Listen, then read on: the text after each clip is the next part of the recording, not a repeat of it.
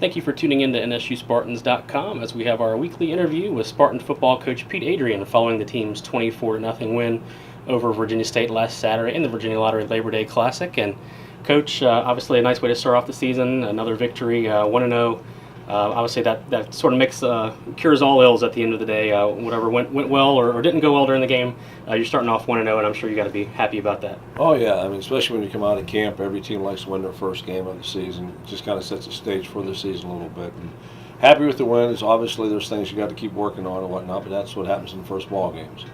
Your defense was really dominant throughout. First shutout since you've been here at NSU, first since 2001. I know the defense has been close on a number of occasions. I think you allowed 3 points in a game on 3 different occasions last year. How happy were you as a defensive coach, and were your defensive players to get that shutout?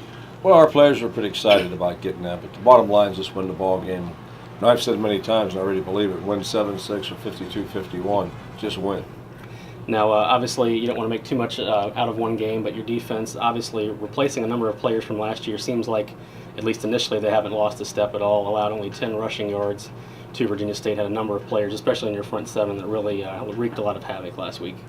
Well, they did, and I think we outmanned Virginia State a little bit with the speed and whatnot and size, and again, the depth. And I said before, I know we're pretty much too deep in our front seven, and we're going to play all those guys. So that's one advantage you have. If you've got 14 guys up front who can play, that certainly helps you.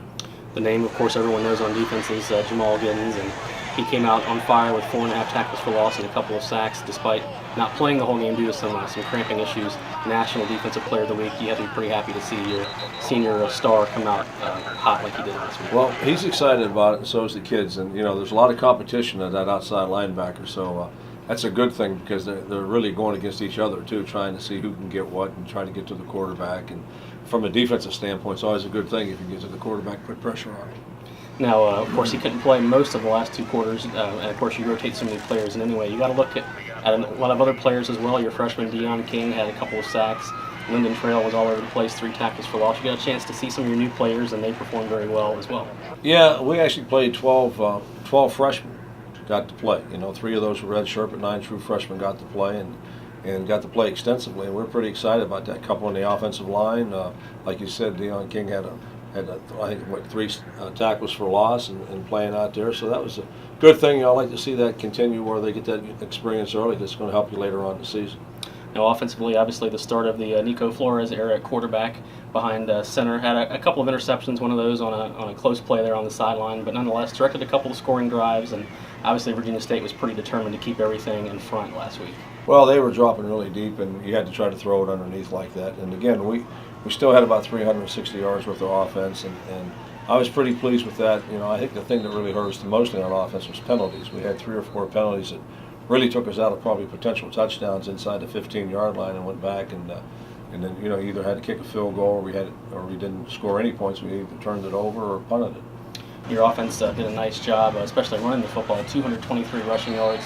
We got to see Brendan Riddick have a nice game, had 87 yards. Takeem Hedgeman also ran the ball well. It seemed like you really were able to spread the wealth around among those 3 running backs, including Randy Maines, and they were all pretty effective. Well, and we said that earlier. We think good about them. All 3 are going to play every ball game. So from an offensive standpoint, you're always going to have a fresh back in the ball game, and that's a real key thing, especially later in the half.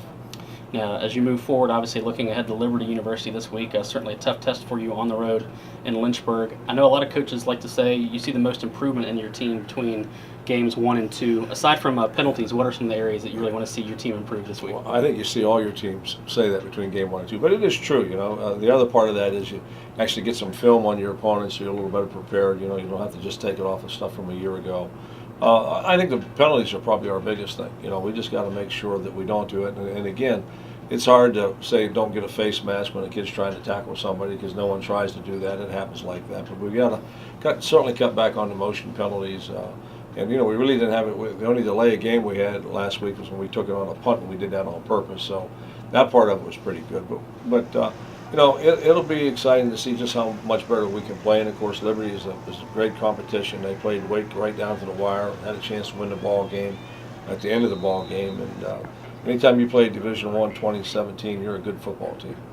What have you noticed about Liberty on film that really catches your attention? Well, from an offensive standpoint, very multiple. They too have several running backs that play. They got 2 big tight ends that they really get involved in it.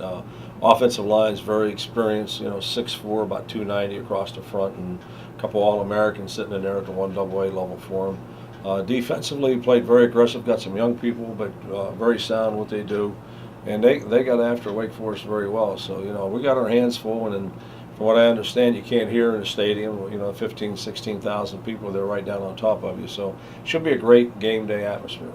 What are some of the keys to victory for the Spartans this week against Liberty? Well, don't turn the ball over. Take advantage of the scoring opportunities you got, and always play good defense. All right, Coach. Well, we'll certainly be looking out for that this Saturday night. We hope the Spartan fans can make the trip up Interstate 64. There are some tickets still available through the NSU Ticket Center. Be sure to check out NSUSpartans.com for more information on that. And as always, if you can't make the game, you can listen live on 102.1 FM and 1490 AM The Game, as well as 91.1 FM on campus here locally. For more information on Spartan football, visit our website, NSUSpartans.com.